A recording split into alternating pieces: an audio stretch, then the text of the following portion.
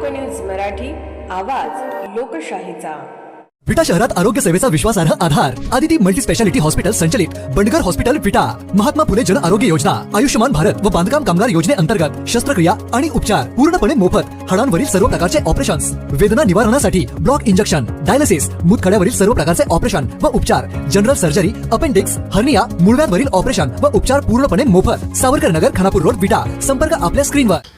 अमोलदादा बाबर यांच्या वाढदिवसानिमित्त विट्यात जनसागर, शुभेच्छांचा वर्षाव। विटा प्रतिनिधी। सांगली जिल्हा मध्यवर्ती सहकारी बँकेचे संचालक तथा विटा नगर परिषदेचे उपनगराध्यक्ष अमोलदादा बाबर यांचा वाढदिवस कार्यकर्ते, पदाधिकारी आणि नागरिकांच्या उत्साहात साजरा करण्यात आला। विटा नगर परिषद परिसर तसेच त्यांच्या निवासस्थानी सकाळपासूनच शुभेच्छा देण्यासाठी मोठी गर्दी झाली होती।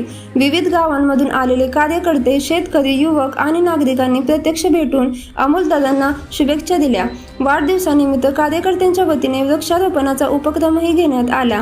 यावेळी नगराध्यक्ष काजलताई म्हेत्रे, सर्व नगरसेवक, नगरसेविका, सभापती सुवर्णा भोसले, उपसभापती सुहास नाना शिंदे, जिल्हा परिषद व पंचायत समिती सदस्यासह अभिनेता विशाल निक्कम, दिग्दर्शक महेश लिमये, उपविभागीय अधिकारी विक्रम बादल, तहसीलदार योगेश टोंबे, मुख्याधिकारी विक्रम पाटील, शिवराज डोंगरे, हिंद केसरी पै संतोष आबा वेताळ, अनिल पाटील, संजय मोहिते आदींनी उपस्थित राहून शुभेच्छा दिल्या।